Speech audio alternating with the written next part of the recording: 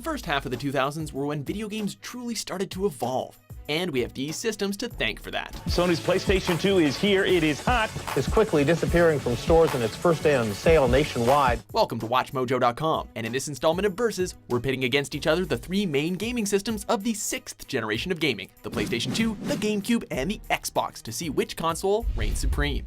My name is Chuck. You cool, dumb master?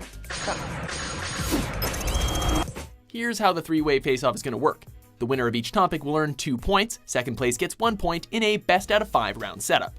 Before we get started though, let's have a moment of silence for the other console that couldn't quite go the distance. Round 1, exclusive titles. Yo, who are you really? Come on and tell us. The PlayStation was one of the most unprecedented successes in gaming history, and the PlayStation 2 upped the ante in almost every way. The PS2 gave us so many legendary games that it'd almost be easier to list the ones that aren't iconic. I need no protection. It was the original home of the Grand Theft Auto trilogy, which revolutionized the industry with its sandbox gameplay. It also gave us the double whammy of Ico and Shadow of the Colossus, two emotionally driven games at a time when concepts like that were almost unheard of.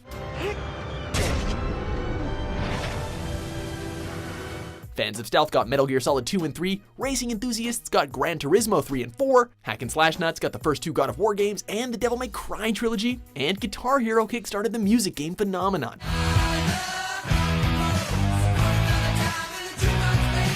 Industry legend Nintendo continued their beloved franchises in a unique way on the Gamecube, while introducing a few new heavy hitters. The Big N gave us Super Smash Bros. Melee, a tournament fighter that is still being played competitively today, as well as an update to their premier racing game with Mario Kart Double Dash. Woohoo! I'm the winner! Oh yeah, who's number 1 now? The two biggest series went in new directions in Super Mario Sunshine and Zelda Wind Waker. And of course, Samus finally jumped to the third dimension with the amazing Metroid Prime 1 and 2.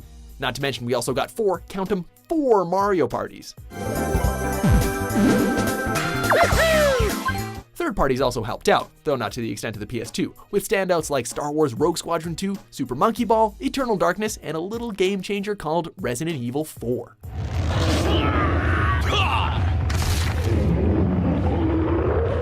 Finally, there was a new kid on the block known as the Xbox. Though people were skeptical that Microsoft would be able to prove itself right out of the gate with their first console, everyone's fears were squashed when they got a taste of something called Halo. The Xbox also had unique gems like Dead or Alive 3, Forza Motorsport, Project Gotham Racing, and Ninja Gaiden. But despite all of these classics, it was a popular consensus that the Xbox's software library wasn't at the level of the PS2 or the Cube, mostly because of the struggles it faced gaining a foothold in Japan. Despite the tough race, the vast library of quality the PS2 had wins this round, while the Gamecube takes second place for the sheer amount of generation-defining titles it was home to.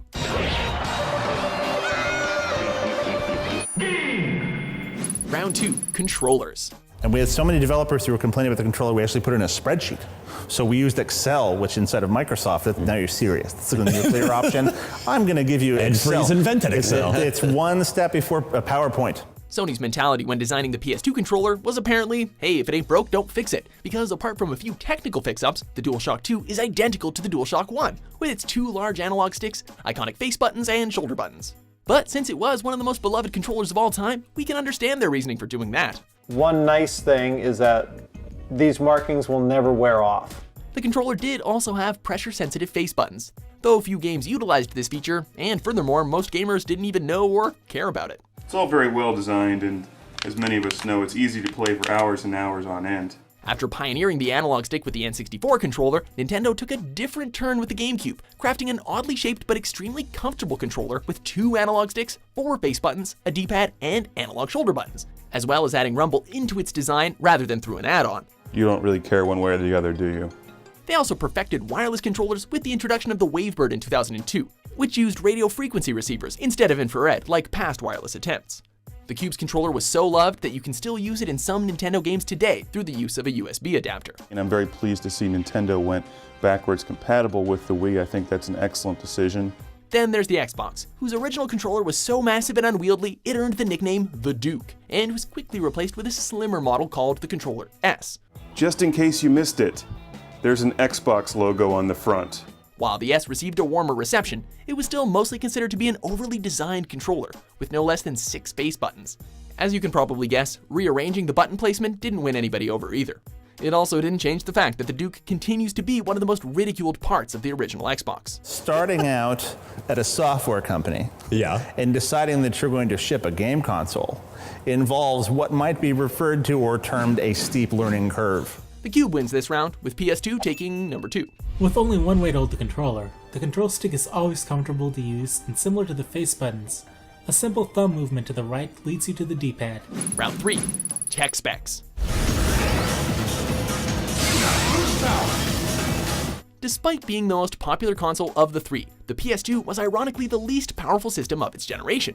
Its biggest innovation was the fact that it was the first console to run DVDs, which held more data than CDs.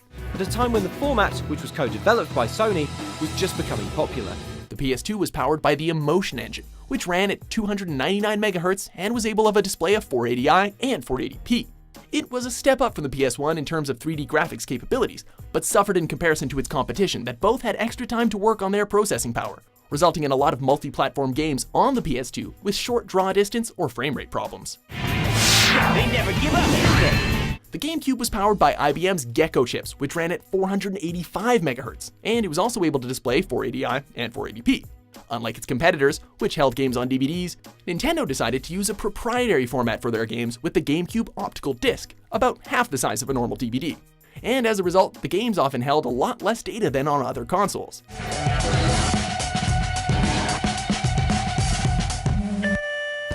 Still, the extra processing power gave it an advantage over the PS2, which is especially noticeable if you compare multi-platform games like Beautiful Joe or Resident Evil 4 side by side.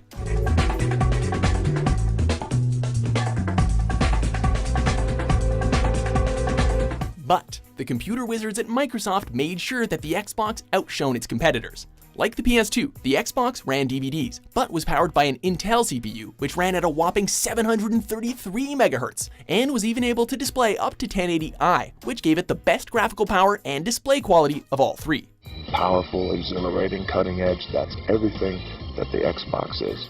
Additionally, the Xbox was the only console of the generation to boast a hard disk drive, used for game saving and storing downloadable content from the internet, a feature which would become standard on future gaming consoles. Ultimately, we're going with the Xbox in this battle, with the Cube in second. Bill, do you have any idea what The Rock would be like if he were only running on 1/5 of his power? Well, I would think that... It doesn't matter what you think, Bill. Round 4, online support. Now my gamer tag, my online ID is Dark Master. We're just gonna get this out of the way. The GameCube isn't really a contender in this round. Despite having Phantasy Star Online, the Cube offered no online support or functionalities for any other titles besides Sega's RPG, despite the availability of its external broadband adapter. The PS2 was the first to launch its online service in 2002, allowing online play of enabled games with a broadband internet connection and an adapter, which was later built into the Slim model. When installation is complete, you may turn on the PlayStation 2 system and insert the network adapter's startup disk. The games you could do this with included SOCOM, one of the first games to offer voice chat on a console, and the MMO Final Fantasy XI. Despite being the first with online features, the PS2 lacked a unified online network, and as such, online features were only included at the discretion of the publisher.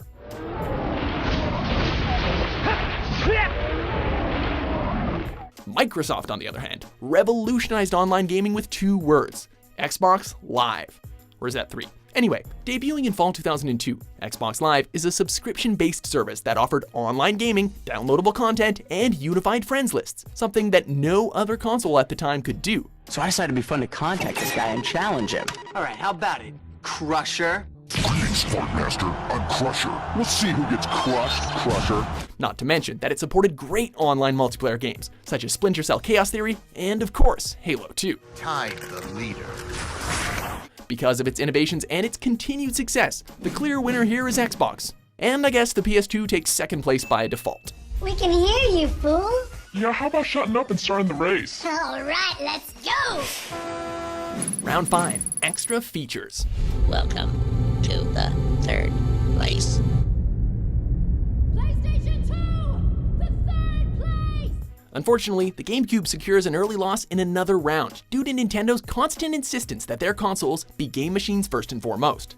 The extent of extra features for the GameCube were mostly through accessories that were sold separately. Let's watch this one more time because the eject button is so cool. Wow. The most notable of which being the Game Boy player, which allowed the system to play GBA games on your TV. But if you were looking for features that came standard, you were kind of out of luck.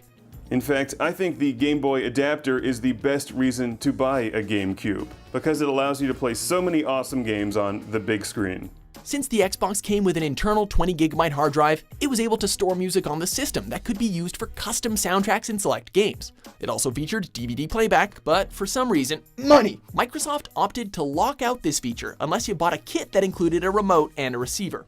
Thanks, guys. See more, hear more, feel more, play more. Xbox. The PS2, on the other hand, was able to use its extra year of release to its advantage. Despite an admittedly weak launch lineup, the system was still a success during its first year of release because it was the cheapest DVD player on the market at the time. It could also play DVDs right out of the box, unlike the Xbox.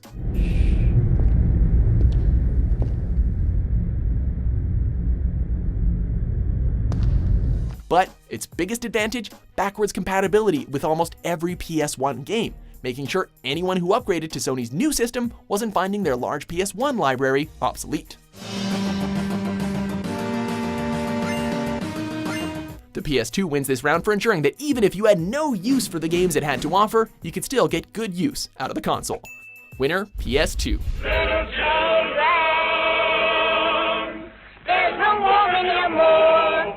Verdict. The PS2 emerges as the winner in this battle, with the Xbox in second and the GameCube pulling up the rear.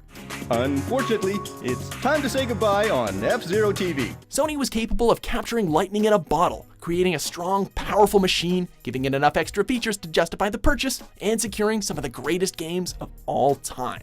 But you know, with me, you get a lot of bang for your buck. Come back, brother, when you have the money. Do you agree with our decision? Be sure to debate in the comments and subscribe to WatchMojo.com for more entertaining versus battles. It's like candy from a baby. And he happily accepts an invite from one of his good buddies.